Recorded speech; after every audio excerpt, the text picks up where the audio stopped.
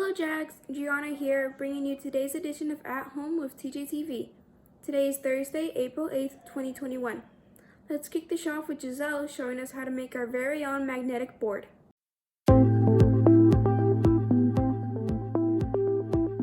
Hey guys, today I'm going to show you how to make this DIY magnetic board.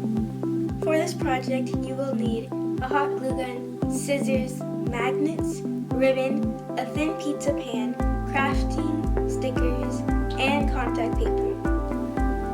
The first step is to cut your contact paper according to the size of your pan and then peel the back to stick it on. Next, I took ribbon and made it into a bow, then hot glued it to the back of the pan. After that, I added extra ribbon to the edge of the pan. This last part is optional. I didn't say you needed to add nail polish, but I chose to add clear glitter nail polish to the magnets to make them look really sparkly.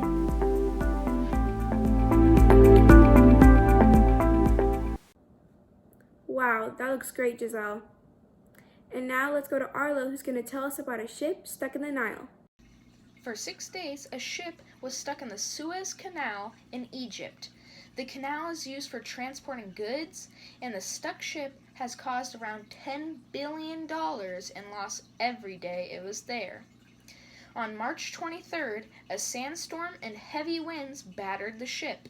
Containers acted as a sail and furthered the force until the ship finally wedged sideways across the canal. Every day, tugboats tried to pull the Ever Given, the name of the ship, out of the canal. After multiple days, they had their chance to get it out.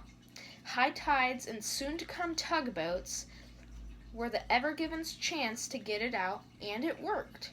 Tugboats pushed the ship, excavation teams dug it out of the side, and dredger pumps removed sediment from underneath. Together, they had pulled the 220,000-ton ship out. Luckily, it came out intact and for the most part undamaged. Thanks for telling us. And lastly, Tony will tell us why the ocean is salty. Many people have asked why the ocean is salty.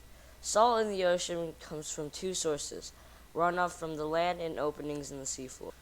Another source of salts in the ocean is hydrothermal fluids, which come from vents in the seafloor.